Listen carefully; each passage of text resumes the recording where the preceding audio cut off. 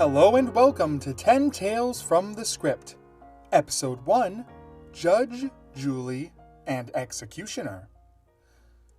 My name is Andrew Ledger, and I'll be your narrator because professional narrators cost money, and all I've got is 2 horsehair combs and a quarter for the bus stop.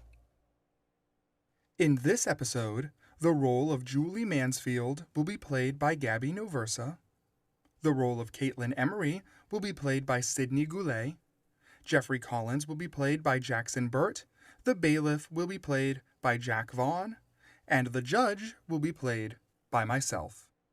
Are you interested in getting into something exciting and engaging and live in the New York to New England area? Well, if you like the work within this album and Jackson's portrayal of Jeffrey Collins specifically, please consider looking into Rock Voices. Rock Voices is a non-audition community choir for adults that sings almost exclusively rock music. While I'm not sponsored, I can't recommend them enough. Go to rockvoices.com for information on concerts and chorus rehearsals. Hope to see you there. Our first piece, Judge, Julie, and Executioner, started as a concept for a one-act play. While I did shorten it a bit, I truly cherish this piece's message and hope you take something positive away from it too. So here it is, Judge, Julie, and Executioner. Please enjoy. We open on a brightly lit apartment. Sunlight streaks through the thin blue curtains and washes over Julie Mansfield. She is seen sitting at her desk, writing. Artwork surrounds her, specifically a large pencil portrait of a man's face.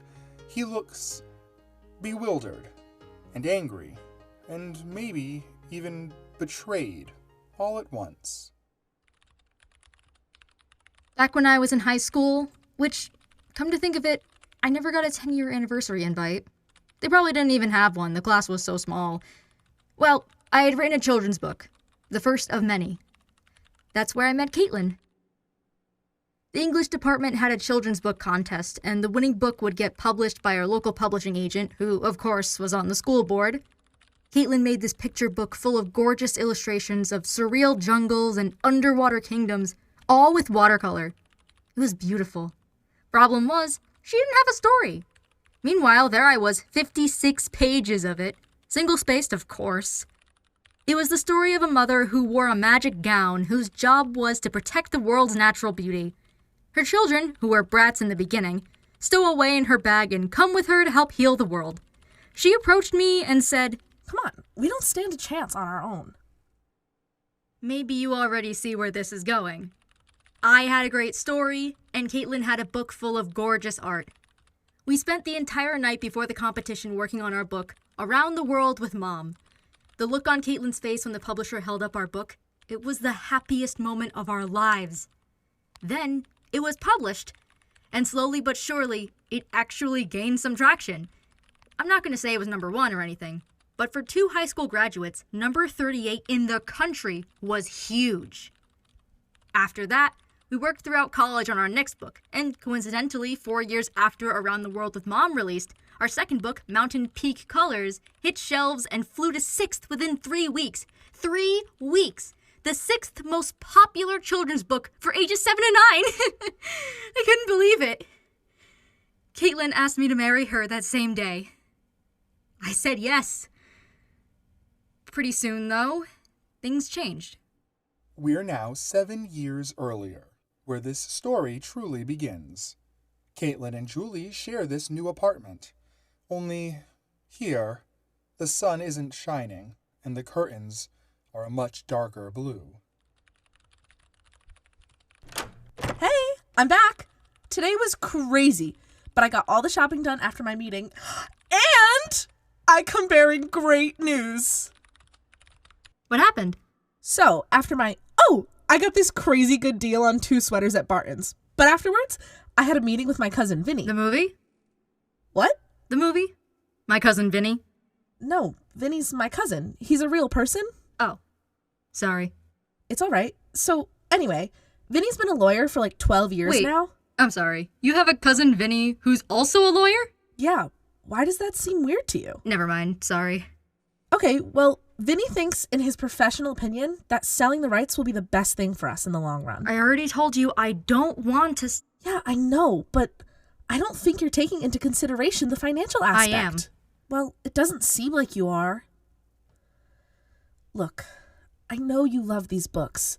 I do too, but it's time to move on. We're getting married in a few months, and neither of us particularly have the time to make a third hit children's book, as much as we want to. What are you talking about? I've been saying for weeks how much I've already finished for Flight Without... You yourself said you liked it. You gave me notes. I didn't want to upset you. You didn't want to upset me? Then why did you let me go on all this time thinking we were going to work on this together? Julie, I'm not interested in drawing for another book. That's it.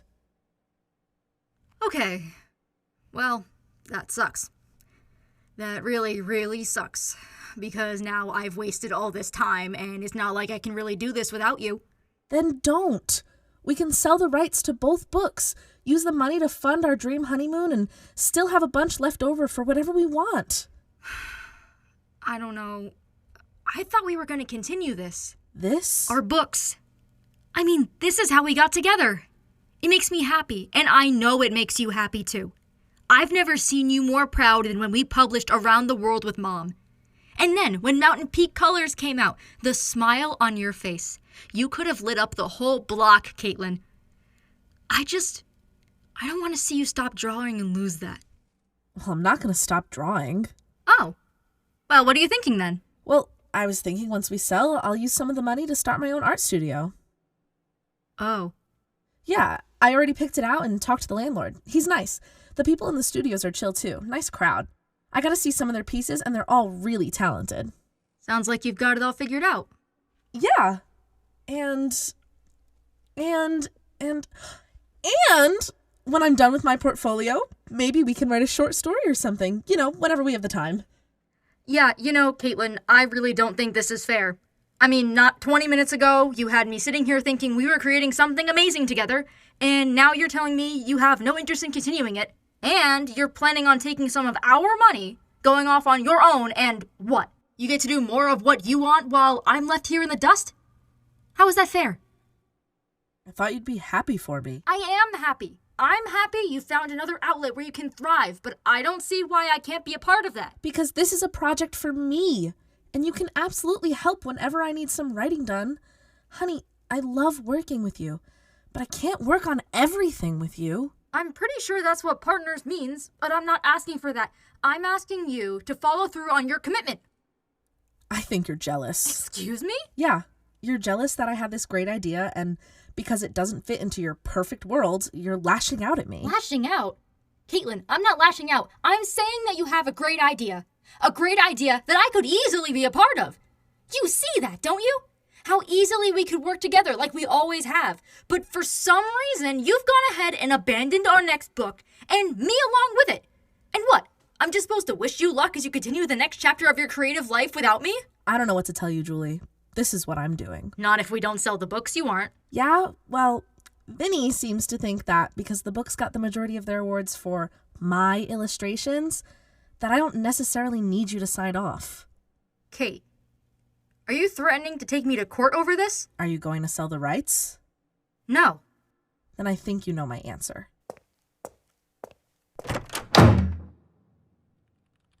I didn't have the money for private legal counsel, and I didn't trust a public defender. No offense to them, but my mother always said, if you care about something more than anything, then do everything to see it through. So when the court date came, I entered the room alone. This Honorable Court of Washington County Judicial Circuit with the Honorable Judge Matthew G. Benson is now in session. Case number 74902, Mansfield v. Emery. All rise. Please be seated. Before we begin, Miss Mansfield, please approach. This way, please. Yes, Your Honor? Are you absolutely sure you wish to proceed without legal counsel? Yes, Your Honor. I would like to remind you, my dear, that you won't get any special treatment. And I'm positive Mr. Collins over there is not going to go easy on you. I understand, Your Honor, and I appreciate your sentiment. All right, then. You may return. Ladies and gentlemen, this is a civil action involving a dispute over ownership and authorship rights concerning a children's book entitled Mountain Peak Colors and Around the World with Mom. The plaintiff contends that her contributions to the work entitle her to sole ownership, or, alternatively, a greater ownership interest than currently recognized. The defendant disputes these claims. You are reminded that statements made by attorneys are not evidence. Your verdict must be based solely upon the testimony and exhibits admitted during trial. At this time, counsel may present opening statements. Mr. Collins.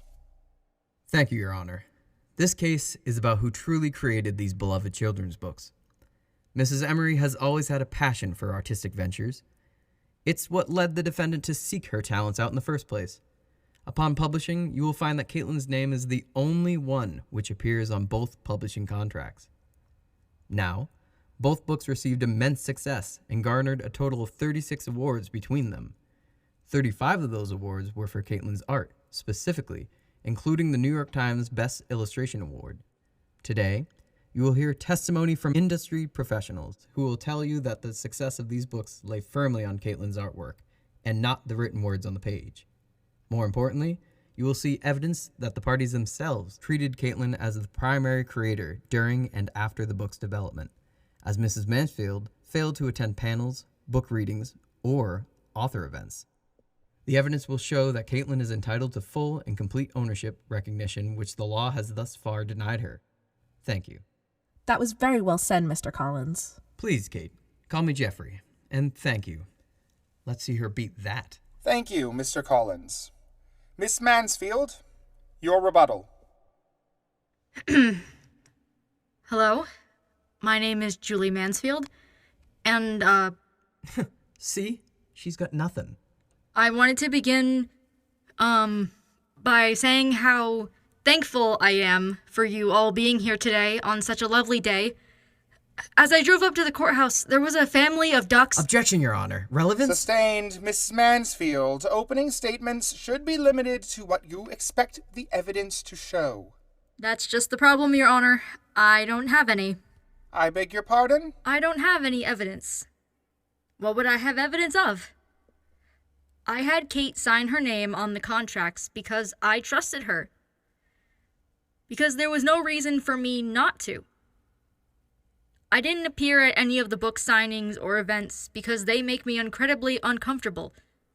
Kate, though, she loves it. I'm not saying she's an attention hog or anything, not at all. But she's like a hostess. It's effortless for her. Me? I prefer to stay home and write. It's practically all I do. So I never minded. Even when our books received praise for Kate's artwork over my writing, I didn't take offense. After all, my story is what connected those gorgeous pieces together in the first place. And I was happy her work was being appreciated, because that also meant our work was being appreciated. To me, these books symbolize our struggle, our life's work, and our relationship. It can't be denied, we wouldn't have gotten as close as we did without them. So that's why I couldn't just let Kate sell them and move on. Because to do that would be to move on from what made us, us.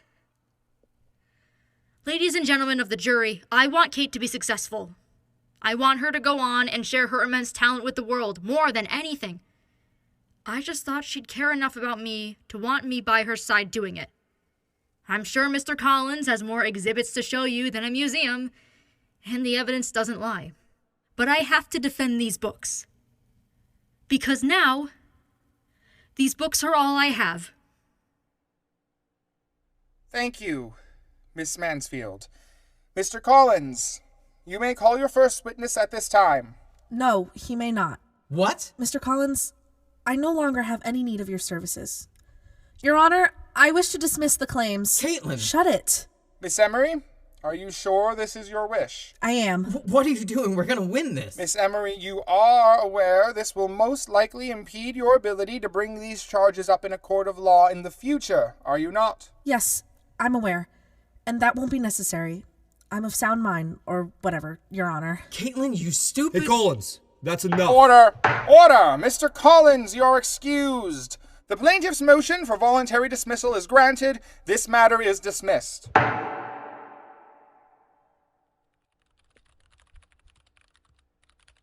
I'll never forget Mr. Collins' face. It's etched into my brain. A look of complete shock, bewilderment, and something along the lines of disgust. After that day, I didn't see Caitlin again.